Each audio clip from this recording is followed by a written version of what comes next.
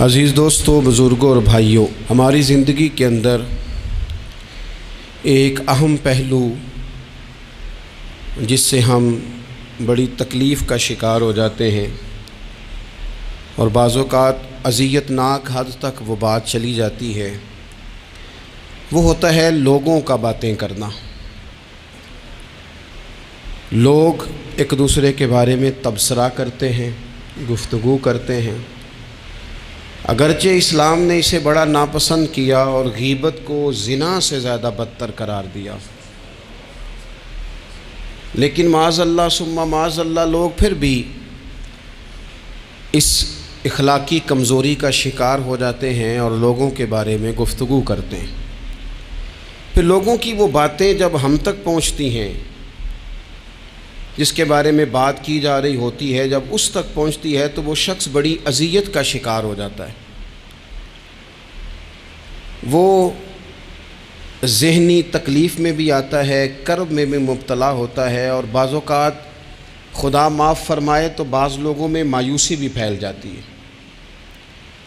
آپ قرآن مجید فرقان حمید کو دیکھیں تو اللہ تعالیٰ نے قرآن مجید میں فرمایا کہ وَإِذَا قِيلَ لَهُمْ آمِنُوا كَمَا آمَنَ النَّاسُ، جب منافقین سے کہا جائے کہ اس طرح ایمان لاؤ جس طرح کے باقی لوگ ایمان لائے ہیں، یعنی صحابہ کرام، قالوا تو وہ کہتے ہیں آنؤمنوا کما آمن السفہاء، ہم اس طرح ایمان لے آئیں جس طرح معاذ اللہ یہ بیوقوف ایمان لائے، ان کی طرح ایمان لے آئیں۔ الا انہم هم السفہاء، اللہ فرماتے ہیں خبردار ہو جاؤ یہی بیوقوف ہیں، ولکن لا یعلمون، لیکن یہ جانتے نہیں، انہیں اس بات کی خبر ان لوگوں کو جو کائنات کے بہترین لوگ ہیں زمین پر، انبیاء کے بعد صحابہ، ان کو لوگوں نے بیوقوف کہہ دیا، باتیں کر دی۔ آپ قرآن مجید دیکھیے سورہ قلم کے اندر اللہ تبارک و تعالی نے اس بات کا بھی جواب ارشاد فرمایا ہے، جب لوگوں نے کہا تھا کہ معاذ اللہ حضور تو مجنون ہے، تو اللہ نے فرمایا محبوب آپ رب کے فضل سے مجنون نہیں ہیں، بلکہ اللہ نے آپ کو خلق عظیم کا مالک بنایا ہے۔ وَإِنَّكَ لَعَلَىٰ خُلُقٍ عَظِيمٍ، لوگ بات کرتے ہیں اور کر جاتے ہیں اور شوق رکھتے ہیں تبصرہ کرنے کا۔ تو میں نے بہت سارے لوگ ایسے زندگی میں دیکھے ہیں جو لوگوں کی باتوں کی وجہ سے اذیت میں آ گئے، تکلیف کا شکار ہو گئے، اور میں اور آپ تو کسی کھاتے میں نہیں۔ حضرت ابوبکر صدیق رضی اللہ تعالیٰ عنہ جیسے لوگ، افضل البشر بعد الانبیاء بالتحقیق حضرت صدیق اکبر، آپ قرآن مجید 30ویں پارے کی تلاوت میں یہ بات دیکھیں گے کہ جب حضرت ابوبکر صدیق نے غریب غلاموں کو خرید کر آزاد کرنا شروع کیا، حضرت بلال حبشی کو، حضرت عامر بن فہیرہ کو اور کچھ غلاموں کو خرید کر آزاد کیا، تو لوگ کہنے لگے کہ یہ بلال نے کبھی کوئی احسان کیا ہوگا ابو بکر پر، تبھی تو خرید کے آزاد کیا ہے، ورنہ کیا ضرورت تھی اتنے پیسے لگانے کی، کوئی تو بات ہوگی۔ اللہ تعالیٰ نے اس کا بھی قرآن مجید میں اعلان فرمایا ابو بکر نے جو کیا ہے رب کی رضا کے لیے کیا ہے۔ تو گفتگو کرنا، بات کرنا، لوگوں کا اتنا یہ خطرناک مزاج ہے، ایک جملہ کہہ کے لوگ سائڈ پہ ہو جاتے ہیں، بندہ بیچارہ ساری رات تڑپتا رہتا ہے، ایک فکرے کا تبصرہ کر کے لوگ کونے میں چھپ جاتے ہیں، اور کسی آدمی کے لیے وہ اسے سولی پہ لٹکا جاتے ہیں، اپنی زبان کے تیروں سے لوگ پریشان کرتے ہیں۔ پہلے تو اللہ سے یہ معافی مانگیں کہ رب اس جرم سے ہمیں محفوظ فرمائے۔ اور اب تو لوگوں کی زبانیں اتنی لمبی ہو گئیں کہ وہ صحابہ تک چلی گئی ہیں، اہل بیت نبوت تک چلی گئیں۔ تبصروں کے شوق میں لوگوں نے یہ دیکھا ہی نہیں کہ میری حیثیت کیا ہے اور میں بات کس کی کر رہا ہوں، میری اوقات کیا ہے اور میں تبصرہ کس پہ کر رہا ہوں۔ بے باک ہونا اور بات ہے اور بدتمیز ہونا، ان دونوں میں فرق ہوتا ہے۔ تو میرے عزیز، ایک تو اس سے پرہیز کریں، اور پھر دوسرا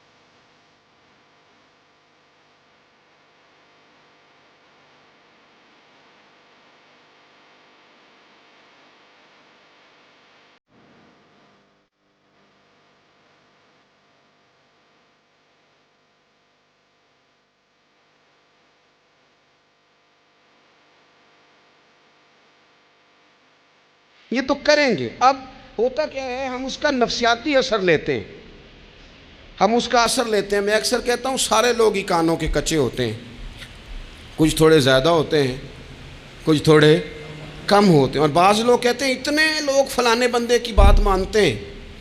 تو میں نے کہا دنیا میں تو آج بھی کافر زیادہ ہیں،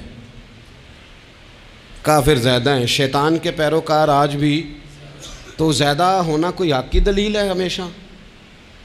یہ کیا بات ہوئی کہ فلانے کی اتنے لوگ بات مانتے ہیں؟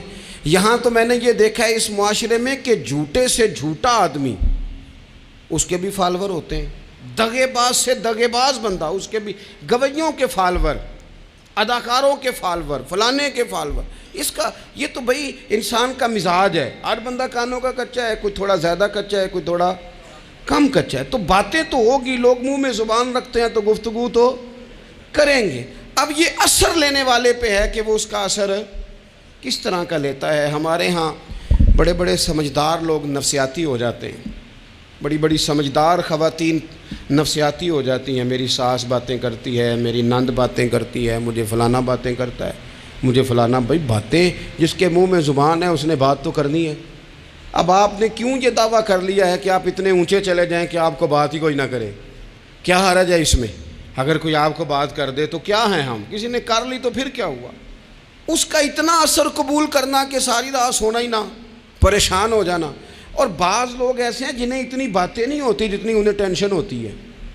یعنی وہ دو بندے کونے میں کھڑے ہیں تو میری ہی بات کر رہے ہیں. اور بھائی وہ اتنا اہم نہیں ہے، انہیں کوئی اور کام بھی ہو سکتا ہے، تیری بات ہی انہوں نے کرنی. بلا وجہ لوگ سمجھتے ہیں کہ میں بڑا اہم آدمی ہوں، وہاں بھی مجھ پہ تبصرہ ہو رہا ہے، یہاں بھی ہو رہا ہے. اس پہلو سے باہر آئیں، اس کمپلیکس سے نکل آئیں. ابن حزم کہتے ہیں کہ مصر میں ایک تاجر بڑا کامیاب ہو گیا تھا، بڑا کامیاب تاجر ہو گیا. تو زندگی میں جتنے لوگ بھی کامیاب ہوتے ہیں ان سے حسد ہوتا ہے. اس سے بھی اس کے ارد گرد کے لوگوں نے حسد شروع کیا. اب تاجروں نے پلاننگ کی کہ اسے خراب کیسے کرنا ہے. وہ ایک دن اپنے گھر سے نکلا، سفید کرتا سفید پگڑی باندھ کے باہر. اب 5-6 لوگوں نے پہلے سے منصوبہ بندی کی ہوئی تھی. ایک صاحب اسے ملے، کہنے لگے ماشاءاللہ آج تو سفید کرتے پر سبز امامہ، سبز پگڑی بڑی ہی اچھی لگ رہی ہے. تو وہ ہنس کے کہنے لگا لگتا ہے آپ سو کے اٹھ کے آئے ہیں، پگڑی تو میری سفید ہے. اس نے کہا چلو پگڑی تو سبز ہی ہے، باقی آپ نہیں مانتے تو آپ کی مرضی. وہ آگے بڑھا. تو اب چونکہ پلاننگ تھی تو ایک شخص اور ملا. اس نے کہا کیا بات ہے، سفید کرتے پر آپ کا پیلے رنگ کا امامہ کیا جچتا ہے. اس نے کہا یار کو خدا کا خوف کر. ہنس کے کہا کیا ہو گیا، تیری اینک کا نمبر تو نہیں تبدیل ہونے والا ہوا؟ اور بھائی میں نے تو سفید کرتا اور سفید ہی امامہ باندھا ہے. اب 2-3 لوگوں کی دفعہ تو وہ مسکرایا، لیکن وہ ڈھیر سارے لوگوں نے منصوبہ بندی کی تھی. وہ جب چوتھے کے پاس گیا تو اس نے بھی کہا کہ کیا بات ہے سفید کرتے پر پیلے رنگ کے امامے کی. اس نے کہا پیلا کہاں ہے. اب وہ غصے ہونے لگا.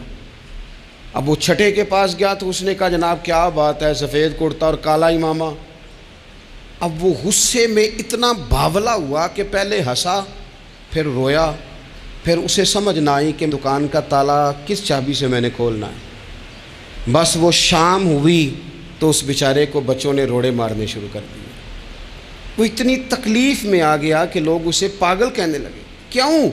اس لیے کہ لوگ منصوبہ بند، افواہ تھی نا کہ میری طبیعت خراب ہے، تو لوگوں نے حال پوچھ پوچھ کر بیمار کر دیا. لوگوں کی باتیں، لوگوں کے تبصرے، لوگوں کے کومنٹس. بولے امام شافعی، امام شافعی فرمانے لگے لوگوں کی باتیں پتھروں کی طرح ہوتی ہیں، یہ روڑوں کی طرح ہوتی ہیں. اگر انہیں کمر کے اوپر رکھ لو گے نا تو یہ تمہاری کمر توڑ دیں گی، اور اگر تم ان کو اپنے پیروں کے نیچے رکھ لو گے تو تمہارا قد اونچا ہو جائے گا. بس دنیا میں وہ لوگ پریشان ہوتے ہیں جو لوگوں کی باتوں کو کندھوں پر سوار کر لیتے ہیں. جو پیروں کے نیچے رکھے، جو پاؤں کے نیچے رکھے ان کا قد. وہ پرانے زمانے میں نا عارف رومی رحمۃ اللہ علیہ فرماتے ہیں کہ ایک بیل گائے گر گئی تھی کنویں کے اندر. تو اب وہ لوگ اس کو نکال تو نہیں سکتے تھے، تو انہوں نے اس طرح کیا کہ مٹی ڈالنی شروع کر دی کہ اب بدبو آئے گی، پریشانی ہوگی، تو اس کو بند کر دیتے ہیں اندر ہی کنویں کو. کنواں نئی جگہ پہ کھود لیتے ہیں. انہوں نے جب اس کے اندر مٹی ڈالی نا تو وہ گائیں جو تھی وہ مٹی جھاڑ کے تو مٹی کے اوپر آ گئی. انہوں نے پھر مٹی ڈالی تو وہ تھوڑی اور اوپر آ گئی، اور مٹی ڈالی تو اور وہ مٹی ڈالتے گئے اور گائیں وہاں سے کنویں سے باہر آ گئی. لوگوں نے دفن کرنا چاہا, وہ باہر نکل آئی. او میرے بھائی, لوگ بھی اپنی باتوں میں دفن کرنا چاہتے ہیں, لیکن یاد رکھنا جو چمکنے والے تھے وہ چمکتے ہی رہے. جن کو اللہ نے عزت دی تھی ان کی گھٹائی کوئی نہیں سکا. اتنی اتنی لمبی زبانیں کھول کے لوگوں نے صحابہ کے بارے میں باتیں کی. باتیں ہو رہی ہیں, لوگ جن کو دبانا چاہتے تھے. آج نہیں صوفیاء کی مخالفت شروع ہوئی, ان کے زمانے میں بھی ہوئی, ان کے دور میں ان کے خلاف کتابیں لکھی گئیں. لکھنے والے خدا جانے کہاں ہیں, اور داتا صاحب ہو رہی ہے, خواجہ صاحب ہو رہی ہے.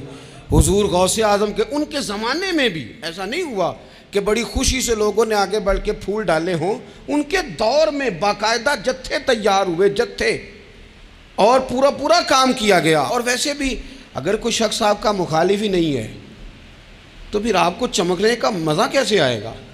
کوئی تو مخالف ہو نا, کوئی تو ہو نا جو کوئی بات کرے. دیکھیں نا, اگر اندھیرا نہ ہو, رات نہ ہو, تو بلب کی کوئی اہمیت رہ جائے گی؟ یہ چمکتا ہی تب ہے جب اندھیرا زیادہ ہوتا ہے. ہم کہتے ہیں اندھیرا ہو گیا, اور بھائی تجھے چمکنے کا موقع دیا ہے اندھیرے نے, تجھے اس نے عروج دیا. تندی باد مخالف سے نہ گھبرا اے عقاب, یہ تو چلتی ہے تجھے اونچا اڑانے کے لیے. تو باتوں سے پریشان نہ ہو. میں نے کہا کہ اگر آپ باتوں کا پہاڑ بنا کے اوپر سوار ہو جائیں گے نا تو قد اونچا کریں گی باتیں. جو بندہ ڈسکس ہونے لگ جاتا ہے وہی تو مشہور ہوتا ہے, اسی کی تو بات ہوتی ہے. دیکھیں کیا ہوتا تھا بھلا مکے میں, کوئی بندہ باہر سے آتا تو ابو جال اسے کھڑا کر کے کہتا حضور کے پاس نہ جانا. تو کہتا پتہ تو کروں بھلا نبی پاک کے پاس کیا ہے, پتہ تو کروں بھلا حضور کے پاس کیا ہے. تو جن سے تعارف نہیں ہونا تھا وہ بھی تعارف کرا رہے تھے رسول پاک کا. تو اس لیے باتوں سے گھبرا جانا. ہاں ایک بات ہمیں کتاب و سنت میں ملتی ہے, اس پر ضرور غور کریں. تہمت والی جگہ سے بچیں, تہمت کا موقع نہ دیں. مطلب بلا وجہ ہی اپنے لیے بحث کا دروازہ کھولنا یہ درست نہیں ہے. اپنے لیے ہم نہ دروازے کھول لیتے ہیں بحث کے, مفت کی بحث ہو رہی ہے, فلانا بھی ڈسکس کر رہا ہے. کچھ چیزیں ایسی ہوتی ہیں جو سب کی سمجھ کی نہیں ہوتی, وہ سب کے سامنے ڈسکس کرنا ضروری نہیں ہوتا. حضرت سیدنا ابو ہریرہ رضی اللہ تعالیٰ عنہ فرمایا کرتے تھے, مجھے نبی پاک علیہ السلام نے علم کی 2 تھیلیاں دی ہیں, میں نے ایک کھولی ہے تمہارے سامنے, ایک کھولی ہے, دوسری نہیں کھولوں گا. اس لیے کہ ہر بندے کو بات اس کے ظرف کے مطابق کرنی چاہیے. تو موقع نہ دیں. نبی پاک صلی اللہ علیہ وسلم نے فرمایا, اس بندے نے اپنی, یہ بخاری میں موجود ہے, فرمایا اس نے اپنی عزت اور اپنی جان کو محفوظ کر لیا جو فتنے والی جگہ سے بچ گیا. جہاں تہمت لگ سکتی ہے اس جگہ سے بچیں. جان بوجھ کے لوگوں کو موقع نہ دیں باتیں کرنے کا, جان بوجھ کے موقع نہ دیں. جامع ترمذی کے اندر حدیث موجود ہے, حضرت سیدنا عمر فاروق رضی اللہ تعالیٰ عنہ نے ایک موقع پر اجازت مانگی تھی نبی پاک صلی اللہ علیہ وسلم سے. عرض کیا, یا رسول اللہ صلی اللہ علیہ وسلم مجھے آپ اجازت دے دیں, میں عبداللہ بن ابی سلول کی گردن اڑا دوں, یہ منافق بار بار آڑے آتا ہے, بار بار تکلیف دیتا ہے, آپ مجھے اجازت دیں میں اسے قتل کر دوں. تو اب وہ چونکہ کلمہ پڑھتا تھا, ساتھ تو رہتا ہی تھا نا, بہت سارے لوگ اسے مسلمان جانتے تھے. تو حضرت سیدنا عمر فاروق رضی اللہ تعالیٰ عنہ نے اجازت چاہی, کہ یا رسول اللہ صلی اللہ علیہ وسلم اگر آپ مجھے اجازت دے دیں, یہ ترمذی میں موجود ہے, یعنی آپ اس جگہ سے بچیں جہاں تہمت لگ سکتی ہے, جہاں بلا وجہ کسی شخص کو شر پھیلانے کا موقع مل سکتا ہے. یا رسول اللہ مجھے اجازت دے میں عبداللہ بن ابی سلول کی گردن اڑا دوں. تو نبی پاک صلی اللہ علیہ وسلم نے فرمایا کہ عمر, اگر میں تمہیں ایسا کرنے کی اجازت دوں گا تو لوگ کہیں گے کہ وہ اپنے قریبیوں کو انہوں نے مروانا شروع کر دیا ہے, ساتھ والوں کو ہی مروانا شروع, لوگ تو اسے مسلمان سمجھتے ہیں. تہمت والی جگہ سے. بلکہ بخاری شریف میں اسی طرز کا ایک اور پیغام بھی ہمارے لیے موجود ہے. یہ جو حرم شریف آج ہمارے سامنے ہے نا, بیت اللہ شریف, اس میں ایک پیچھے مقام ہے جس کو حتیم کہا جاتا ہے. یہ خانہ کعبہ کا حصہ ہے. حضور صلی اللہ علیہ وسلم کے اعلان نبوت سے پہلے جب قریش مکہ نے اسے تعمیر کیا نا دوبارہ سے, تو انہوں نے چندے کا کوئی اس طرح کا مزاج بنایا تھا کہ اس بندے سے پیسے لینے ہیں جس کے بالکل ہی جائز ہوں. اس ترتیب سے انہوں نے خانہ کعبہ کی تعمیر کی کہ پھر وہ ساری تعمیر نہ کر سکے, حتیم باہر رہ گیا. تو نبی پاک صلی اللہ علیہ وسلم نے ایک دن فرمایا, بخاری میں موجود ہے, حضور فرمانے لگے, عائشہ اگر تمہاری قوم جاہلیت کے قریب نہ ہوتی کیونکہ ابھی قریب جاہلیت چھوٹی ہے نا، ابھی لوگوں نے کلمہ پڑھنا شروع کیا ہے۔ فرمایا اگر یہ جاہلیت کے قریب نہ ہوتے تو میں کعبے کو انہی بنیادوں پر دوبارہ بنا دیتا جن بنیادوں پر حضرت ابراہیم علیہ السلام نے بنایا تھا، لیکن چونکہ یہ جاہلیت کے قریب ہیں، ان کی سمجھ میں چیز نہیں آئے گی، یہ شک میں پڑ جائیں گے، پریشان ہو جائیں گے، لہذا میں یہ کام نہیں کرتا۔ بہت ساری چیزیں ایسی ہیں کہ جن کی وجہ سے بعض سادہ لوگ ابہام کا شکار ہوتے ہیں، ابہام کا۔ ہمارے علماء نے اس طرح کیا کہ بڑے طے کر کے عقائد کے عنوانات امت تک پہنچائے۔ ہر آدمی ہر شعبے کا اسپیشلسٹ نہیں ہوتا، بہت سارے لوگ باتیں مریض کے سامنے کرنے والی نہیں ہوتی، وہ صرف لواحقین کو بتانے والی ہوتی۔ پھر کچھ لوگ اور آئے جنہوں نے کہا کہ ہم تو ایفیشنسی دکھائیں گے، کچھ خاص ہر بات کھول کر لوگوں کے سامنے رکھیں گے، تو اس کا نقصان پھر یہ ہوتا ہے کہ سادہ لوگ مشکلات کا شکار ہوتے ہیں۔ وہ پھر جب کہتے ہیں ہر چیز ڈسکس کر لینی چاہیے تو پھر باتیں دور نکل جاتی ہیں۔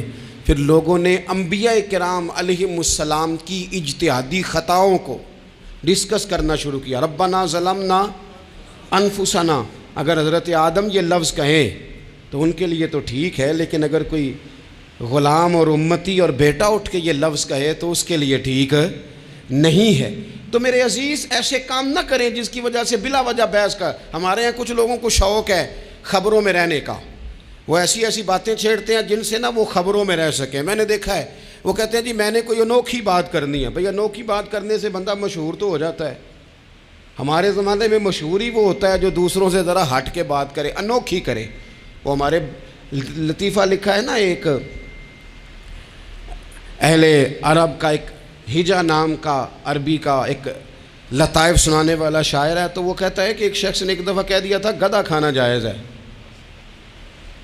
بڑے بڑے علماء اس کے گھر چلے گئے کہ بھئی کوئی دلیل، کوئی جزیہ، کوئی کہاں سے، کوئی کتاب، کوئی حوالہ، کوئی شے۔ اس نے کہا روز آؤ گے ایک ایک بندے کو بتاؤں گا، کٹھا اسٹیج لگاؤ، ایک ہی دفعہ حوالے دیتا ہوں، روز نہیں دیے جاتے۔ وہ اسٹیج لگ گیا، دنیا جمع ہو گئی، جنہوں نے کبھی ٹائم نہیں نکالنا، تو یہ ذرا انوکھی بات جو کر رہا تھا، تو سارے لوگ آ گئے۔ تو وہ اسٹیج پہ چڑھا تو کہنے لگا مجھے جانتا کوئی نہیں تھا، چلو اب بدنام جو ہوں گے تو کیا نام نہ ہوگا، اب قیامت تک کہو گے تو صحیح نا۔ وہ اس مولوی دے گھر جنہیں ایک بار آکھیا نہیں سی گدھا کھانا جائز ہے، چلو بدنام جو ہوں گے تو کیا۔ تو بہت سارے ایسے لوگ ہیں جو ہیں بدنام، پر چلو نام تو ہو گیا نا، بدنامی صحیح، شرارت صحیح، شیطانیت صحیح، لیکن نام تو ہو گیا۔ تو اس لیے کوئی ایسا انوکھا کام جس سے لوگوں کی، میں آپ سے بڑی گزارش عرض کروں، اعلیٰ حضرت بریلوی رحمۃ اللہ علیہ نا، لالٹین کے اندر مٹی کا تیل جلایا جاتا ہے ہمارے ہاں، تو مٹی کا تیل ظاہر ہے اس سے بدبو آتی ہے، تو مسجد میں وہ جلانا جائز نہیں تھا۔ تو ایک صاحب ارنڈی کا تیل لائے، وہ خوشبو والا ہوتا ہے، وہ لا کے انہوں نے نا اعلیٰ حضرت بریلوی رحمۃ اللہ علیہ کو لالٹین میں ڈال کے دیا اور کہا کہ یہ مسجد میں اس کو جلاتے ہیں چونکہ اس کے اندر سے خوشبو آتی ہے، بدبو نہیں آتی۔ تو وہ جو شرعی عذر ہے نا، حضور نے فرمایا کہ جمعے والے دن غسل کر کے آؤ تاکہ کسی کے پسینے سے ایک دوسرے کو تکلیف نہ ہو۔ کچا لہسن پیاز کھا کے مسجد آنا اس لیے منع کر دیا گیا کہ منہ کی بدبو سے تکلیف ہو، تو مسجد میں کوئی ایسی چیز جو بدبو کا باعث بنے منع ہے۔ اب انہوں نے وہ تیل لا کے لالٹین میں ڈالا جس سے خوشبو آتی تھی اور لالٹین بھی روشن ہوتی تھی۔ تو اعلیٰ حضرت فاضل بریلوی رحمۃ اللہ علیہ اپنے اس خادم سے فرمانے لگے کہ اب لوگ تو آئیں گے نا، تو ہمارے علاقے میں تو ساری دنیا مٹی کے تیل سے ہی چلاتی ہے، تو اب آپ نے ایک خوشبو والا تیل لا کے ڈال تو دیا ہے اس کے اندر لالٹین میں، پر یہ لوگوں کو بتائے گا کون کہ یہ تیل وہ نہیں ہے؟ لوگ تو یہاں سے دیکھ کے جائیں گے اور جا کے کہیں گے کہ اتنے بڑے عالم کی مسجد میں اگر جل رہا ہے تو ہم کیوں نہ جلائیں۔ تو فرمانے لگے وہ شخص کے حضور پھر حال کیا ہے؟ فرمانے لگے آپ فرضوں کا سلام پھیر کے دعا سے پہلے لالٹین کے پاس کھڑے ہو جائیں، اور جو بندہ گزرے اسے بتاتے جائیں کہ یہ مٹی کا تیل نہیں، یہ مٹی کا تیل نہیں، یہ مٹی کا تیل۔ ہر شخص کے ذہن تک بات اتر جائے تاکہ لوگ کسی ایسی چیز کا شکار نہ ہو جائیں جس سے کہ ان کے مزاج میں کوئی غیر شرعی چیز عروج پکڑ لے۔ تو میرے عزیز ہم نہ کچھ بدگمانیاں لوگوں کے اندر لوگ ڈالتے ہیں۔ ہمارے ہاں بالخصوص پاکستان میں جب سے سیاسی فرقہ واریت شروع ہوئی ہے، سیاسی ہماری قوم کا مزاج اتنی بری طرح خراب کیا گیا ہے. ہمارے نوجوان بچے جو بڑے سنجیدہ پڑھے لکھے، ان کی گفتگو اپنے سیاسی مخالف کے بارے میں اتنی لوز کر دی گئی ہے، اتنی کمزور کر دی گئی، اتنی خوفناک کر دی گئی ہے کہ اس طرح تو کبھی نہیں ہوا تھا. یہ مزاج جو لوگوں کو دیا جا رہا ہے، قومیں اپنے اخلاق کے طور پر زندہ رہتی ہیں. بد اخلاقیاں کبھی بھی انسانوں کو اونچا کر سکتی، پیچھے رہ جاتے ہیں لوگ. تہذیب کسی سوسائٹی کا حسن ہوتا ہے، اور اگر ایک سیاسی مخالف کے لیے آپ کا یہ والا مزاج بن جائے، اپنے سیاسی قد کو اونچا کرنے کے لیے آپ ان چیزوں کا سہارا لیں، یہ درست نہیں ہے. اخلاقی رویے میں کہوں گا کسی بھی سیاسی جماعت سے وابستگی ہے وہ 100% رکھے جو اس کی سمجھ میں آتی ہے، لیکن اپنے اخلاقی مزاج کو کبھی کمزور نہ ہونے دے، اخلاقی رویہ کبھی کمزور نہ ہونے دے. یہ کیسے ہو سکتا ہے؟ دیکھیں، ابو جہل، ابو لہب، عتبہ، عتیبہ، شیبہ، وہ وہی باتیں کر سکتے تھے جو ان کے مزاج کی تھیں، جو آج تک لوگ کسی بھی دیندار کے بارے میں کرتے ہیں. تو انہوں نے وہی باتیں آ کے کی تھی جناب ابو طالب کے ساتھ. انہوں نے کہا تھا کہ اگر معاذ اللہ ان کو دولت چاہیے تو ہم دیتے ہیں. بڑے سے بڑے مخلص آدمی پر آج لوگ دعویٰ نہیں کرتے کہ دولت کے لیے لگا ہوا ہے. انہوں نے کہا دولت چاہیے تو دیتے ہیں، اگر کسی خاتون سے نکاح کرنا چاہتے ہیں تو کرا دیتے ہیں، سرداری چاہیے تو دے دیتے ہیں. اب یہ سوچ ہی اتنی ہے، اس سے آگے جاتی نہیں. وہ معاذ اللہ حضور کے بارے میں اور بھی باتیں کرتے، یہ شاعر ہیں، یہ جادوگر ہیں، یہ فلاں ہیں. لیکن میرے نبی پاک علیہ الصلوۃ والسلام نے کبھی بھی ان کی ذاتی زندگی کو ڈسکس نہیں کیا، کبھی نہیں کیا. ابو جہل شراب پیتا تھا، لیکن حضور نے کبھی سوسائٹی میں یہ بات لوگوں کے سامنے بیان نہیں کی. وہ لوگوں کے پیسے دبا لیتا تھا. کئی جگہوں پہ حضور نے پیسے نکلوا کے دیے، لیکن جگہ جگہ گلی گلی کھڑے ہو کے حضور نے یہ نہیں فرمایا کہ یہ اس طرح کا ہے. آپ اپنے مخالفین کے بارے میں ضرور کلیم کریں، ثبوت کے ساتھ ضرور بات کریں، یہ ضروری ہے، لیکن آپ کا رویہ اتنا گرا ہوا نہیں ہونا چاہیے کہ لوگ سمجھیں کہ یہ قوم تو اخلاق سے ہٹ گئی ہے. آپ اختلاف کریں، لیکن اختلاف کے بھی آداب ہوتے ہیں. اس ادب کے دائرے کے اندر رہ کے صحابہ کے بیچ بھی رائے کا اختلاف ہو جاتا تھا، ہو جاتا ہے، ہو جایا کرتا ہے. حضور اس اختلاف کو قبول کرتے، بھئی ہو جاتا ہے رائے کا اختلاف اپنوں میں، لیکن اس کے اندر انسان توہین پہ اتر آئے، اس کا لہجہ اس طرح کا ہو جائے جس طرح کی بازاری گفتگو کی جاتی ہے، تو محسوس ہوتا ہے کہ یہ تربیت کا فقدان ہے. یہ لہجے باوقار لوگوں کے نہیں ہوا کرتے. لہجے کو کبھی برا نہ ہونے دیں، انداز کو. لوگ آپ کو چھیڑیں گے، اپنی جگہ پہ کھینچ کے لانے کی کوشش کریں گے، بڑا کچھ لوگ کریں گے، لیکن آپ اپنی جگہ سے آپ تبدیل نہیں ہوں گے. آپ کہیں گے یار میرا ایک معیار ہے، میری ایک حیثیت ہے، میں اپنی حیثیت چھوڑ سکتا؟ میں اپنی حیثیت نہیں چھوڑ سکتا. ہر بندے کو آپ ڈسکس کریں گے. تو تہمت والی جگہ سے ضرور بچیں، بدگمانی سے ضرور بچیں، لیکن ہر شخص کو اس کے معیار کے مطابق اتر کا جواب دینا یہ باوقار لوگوں کا سٹیٹس نہیں ہوتا. وہ کہتے ہیں جا بات کر، جا کے تو کون ہوتا ہے تیری بات کرے اب ہم ہر شخص کے منہ لگیں؟ یہ کیسے ہو سکتا ہے؟ نبی پاک صلی اللہ علیہ وسلم گزر رہے تھے، صحیح بخاری میں موجود ہے. آپ کی اہلیہ حضرت صفیہ رضی اللہ تعالیٰ عنہ آپ کے ساتھ تھیں. رات کا وقت تھا، حضور گزر رہے تھے، تو صحابہ کچھ کھڑے تھے. تو حضور نے ایک کو بلا کے کہا کہ یہ میری بیوی ہیں، صفیہ ہیں. عرض کرنے لگے حضور مجھے میری ماں روئے، میں کوئی آپ کے بارے میں بدگمانی کرتا؟ تو حضور نے جواب میں کیا کہا؟ محبوب فرمانے لگے جس طرح رگوں میں خون گردش کرتا ہے نا، شیطان بھی اسی طرح ہی گردش کرتا ہے. گویا حضور بتا رہے ہیں کسی وقت بھی بدگمانی پیدا کر دیتا ہے. میں تمہیں بتا رہا ہوں کہ اپنی اہلیہ کے ساتھ جا رہا ہوں، میری بیوی ہے. کوشش کریں کہ آپ اس جگہ سے بچیں جہاں باتیں ہو رہی ہوں. اور اس پہلو پہ تیسری گزارش اس عنوان پر یہ ہے کہ اگر کسی کے بارے میں باتیں ہو رہی ہوں تو فٹافٹ اس کا حصہ بننے کی کوشش نہ کریں، بلکہ آپ کے پاس جب تک کوئی شرعی ثبوت نہیں ہے تب تک آپ اس بات کا حصہ نہ بنیں. ہمارے ہاں بات ہو رہی ہوتی ہے تو دو چار بندے دوڑ کے نا اپنا بھی حصہ ڈالتے ہیں. بلکہ میں بڑی ذمہ داری سے یہ بات عرض کروں گا، بات لمبی ہوتی تب ہے جب کوئی بندہ درمیان میں کہہ دیتا ہے نا نہیں تجھے تو تھوڑا پتہ ہے، تھوڑا میں بھی کرتا ہوں. وہ کئی دفعہ وعدہ معاف گواہ بن جاتا ہے، جا کے دوسروں کو خبر کرتا ہے اس نے یہ کہا ہے. حالانکہ بندہ اس سے پوچھے کہ اگر انہوں نے کہا تھا تو اتنا سجن تھا تو وہاں جواب دے کے کیوں نہیں آیا؟ تجھے چاہیے تھا وہیں جواب دیتا، وہیں جا کے جواب دے دیتا ایک بزرگ کی خدمت میں ایک دفعہ حاضر تھا، ایک بڑے عالم تھے، تو ان کے پاس آ کے ایک شخص نے کہا کہ فلاں آدمی آپ کے بارے میں یہ بات کر رہا تھا، تو وہ ہنس پڑے، فرمانے لگے پھر آپ کہاں تھے؟ کہنے لگے میں وہیں تھا۔ فرمانے لگے میرا اور آپ کا رشتہ کس طرح کا ہے؟ کہنے لگا جی میں تو شاگرد ہوں، ارادت مند ہوں۔ تو فرمانے لگے پھر آپ میرے پاس سوال لے کے آ گئے ہیں، آپ نے وہاں جواب کوئی نہیں دیا۔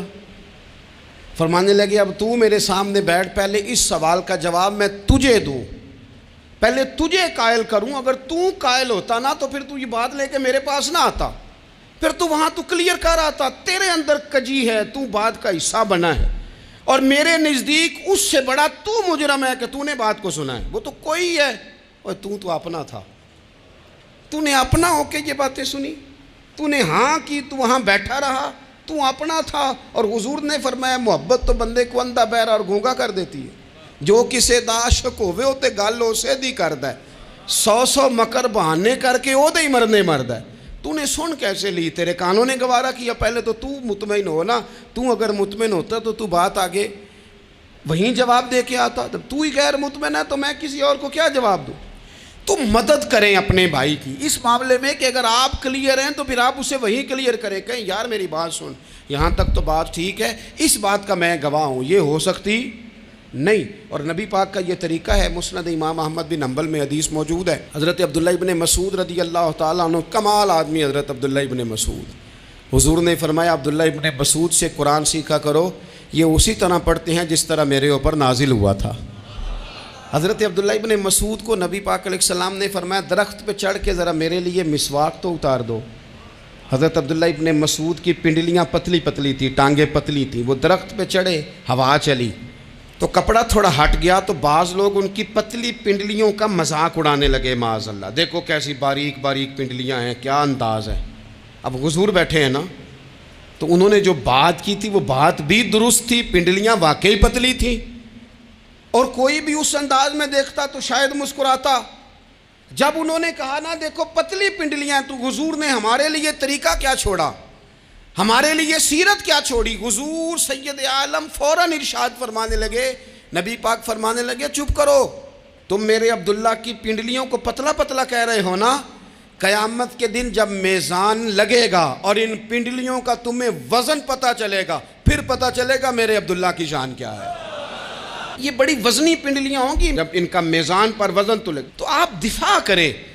نبی پاک صلی اللہ علیہ وسلم نے فرمایا اگر کسی جگہ تیرے بھائی کی عزت پر حملہ ہو رہا تھا اور تو بچانے پر قادر تھا اور تو نے اس کی عزت سے اس شر کو روک دیا، کہا نہیں یار ایسی بات نہیں ہے، تم غلط کہہ رہے ہو، فرمایا اگر تم کسی کی عزت کا دفاع کرو گے تو فرمایا جہاں تمہاری عزت خراب کی جا رہی ہوگی رب وہاں تمہاری عزت کا دفاع فرمائے گا، اللہ تمہاری عزت کا محافظ بن جائے گا۔ لیکن ہم کیا کرتے ہیں، ہم لوگ باتیں کر رہے ہوتے ہیں تو ہم ان باتوں میں ایک بات اور شامل کرتے ہیں، ہم ان باتوں میں ایک بات اور شامل کر لیتے ہیں اور انداز اختیار کر لیتے ہیں، اور جو آپ کے حق میں ہے اس نے مخالف نہیں ہونا، اور جو مخالف ہے اس نے کبھی حق میں چھوڑیں۔ آپ کس کو قائل کر رہے ہیں؟ جس کی سمجھ میں آتی ہے وہ قبول کرے، نہیں آتی تو دروازہ کھلا ہے، کہیں اور تشریف لے جائے۔ ہمارا یہ مزاج بن گیا کہ بلا وجہ کی وضاحتیں بھی بندے کو کمزور کرتی ہیں، بلا وجہ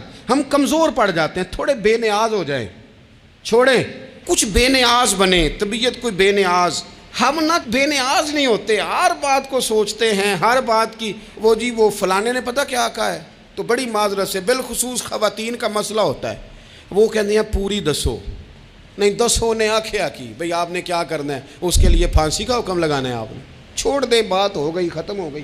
اپنی زندگی میں تھوڑی سی بے نیازی بھی پیدا کریں، تھوڑی سی بے نیازی، ہر ایک کی بات سننا، ہر ایک کی بات پر غور کرنا، ہر بندے پر تبصرہ شروع کر دینا، وہ تو تکلیف آ جائے گی۔ وہیں سے جہاں سے بات شروع کی تھی پھر وہیں لاتا ہوں کہ باتوں کا اثر لیں لیکن صرف خیر کی باتوں کا اثر لیں، لیکن صرف اچھے لوگوں کی باتوں کا، ہر ایک کی بات کا اثر لوگے، لوگ دو قدم نہیں چلنے دیں گے۔ اور دوسرا میں آپ کو بڑی ذمہ داری سے عرض کرتا ہوں، ہم ویژن والے لوگ ہیں، ہماری 1400 سال کی تاریخ ہے، ہم ویژن والے لوگ ہیں۔ یہ نہیں ہے کہ ادھر ایک بندہ آیا تو تھوڑی سی ہم اس کے پیچھے چلے جائیں گے، پھر کل ایک اور آئے گا تو تھوڑا سا اس کے پیچھے چلے جائیں گے۔ یہ تو وہ لوگ ہوتے ہیں جن کے پیچھے بنیاد نہیں ہوتی۔ اور جن کی پوری بنیادیں ہونا، وقت زیادہ ہو گیا ورنہ میں آپ کو اپنی سند پڑھ کے بتاتا کہ ہماری سند امام بخاری تک کیسے جاتی ہے اور امام بخاری کی رسول پاک تک کیسے جاتی ہے۔ یہ تو ایک تسلسل ہے۔ تو اس لیے بڑی جلدی آزمائش کا شکار نہ ہوا کریں۔ باتیں کس لیے ہیں؟ جو بندہ ویلا ہے اس نے بھی 4 باتیں، تو ہر بات کا اثر نہ لیں۔ بالخصوص جوانوں سے کہتا ہوں، ٹارگٹ اچیو کرنے کے لیے سب سے پہلے تو مقاصد کا تعین کرے، جانا کدھر، اور پھر اس پہ لگ پڑے۔ باتیں ہوتی رہیں گی لیکن باتوں کو پشت پہ سوار نہیں کرنا، باتوں کو پاؤں کے نیچے رکھنا ہے، قد اونچا ہو جائے گا، قد اونچا ہو جائے گا۔ پشت پہ سوار کرو گے تو گردن ٹیڑھی کر دیں گے۔ آپ بس بڑھتے جائیں۔ گھوڑا جب دوڑتا ہے نا، دوڑتا ہے تو اس کے پیروں کو جھاڑیاں لگتی ہیں، لیکن اگر دوڑتا رہے تو کوئی جھاڑی کہیں رہ جاتی ہے، کوئی کہیں رہ جاتی ہے۔ باقی مخلوق کرتی ہے باتیں، وہ کرتی رہے گی۔ آپ آگے بڑھیں، سفر کرتے رہیں۔ سفر بہت سارے باتیں کرنے والے وہیں رہ جاتے ہیں اور کام کرنے والے کہیں کے کہیں پہنچ جاتے ہیں۔ باتیں کرنے والوں میں سے نہ ہوں، کام کرنے والوں میں سے ہوں۔ اللہ توفیق عطا فرمائے۔ آخر دعوانا الحمدللہ رب العالمین۔